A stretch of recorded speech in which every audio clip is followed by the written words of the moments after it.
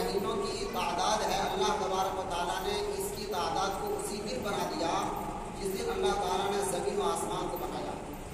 ان عدۃ الشہور عند اللہ 12 شہرا، مہینے کے 12 اللہ تبارک و تعالیٰ نے اسی دن مقرر کر دیے جب آسمان و زمین کو بنایا گیا۔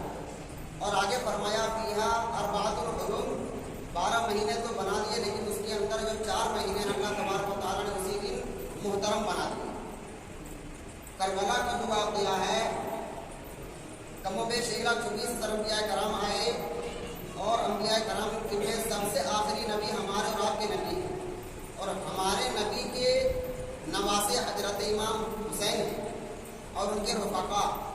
تو میرے نبی تشریف لائے، پھر ان کے بعد کئی سالوں کے بعد یہ واقعہ پیش آیا۔ تو ماہ محرم میں یہ واقعات بیان کیے جاتے ہیں، اچھی بات ہے، یقیناً یہ اہم مقام ہے، لیکن میں آپ کو یہ بتانا چاہ رہا ہوں کہ ماہ محرم الحرام کو اللہ تعالیٰ نے اسی دن مقرر کر دیا، اسی دن محترم کر دیا تھا جب آسمان و زمین کو پیدا کیا۔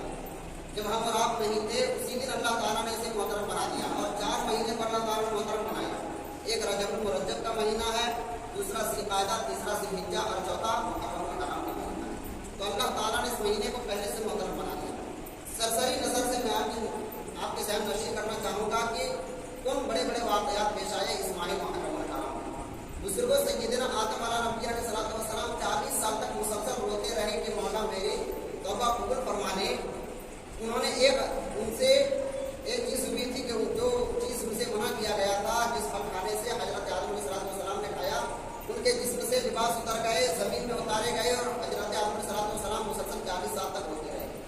آقا کریم صلی اللہ علیہ وسلم کا نام وسیلہ لیا اور حضرت آدم علیہ السلام کی توبہ قبول ہوئی۔ وہ دن، وہ تاریخ، وہ مہینہ ہوئے اور نہیں بلکہ ماہ محرم الحرام کا مہینہ تھا۔ بزرگوں، حضرت یوسف علیہ السلام کو جیل میں ڈالا گیا بغیر کسی غلطی کے، بغیر کسی وجہ کے۔ حضرت یوسف علیہ السلام پر الزام لگایا گیا، اور جب وہ قید سے بری ہوئے وہ بھی 10 محرم الحرام تھا، یہ ماہ محرم کا مہینہ تھا۔